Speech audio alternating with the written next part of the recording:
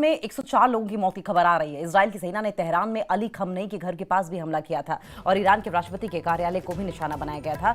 Israel की सेना का दावा यह है कि उसने ईरान में 200 से ज्यादा ठिकानों पर अटैक किया है।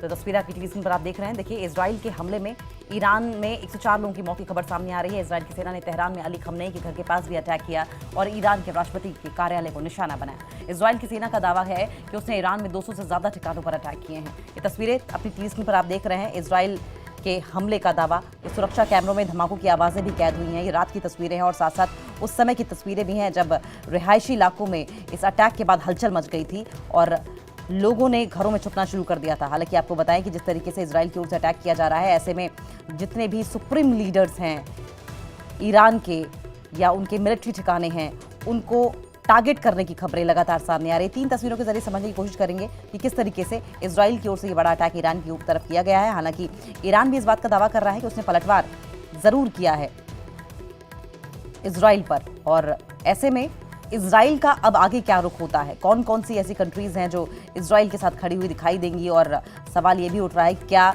इजराइल ईरान हमले के बाद हम एक नया वर्ल्ड ऑर्डर देखने को मिलेगा। एक नए वर्ल्ड ऑर्डर की भी संभावना लगातार जताई जा रही है।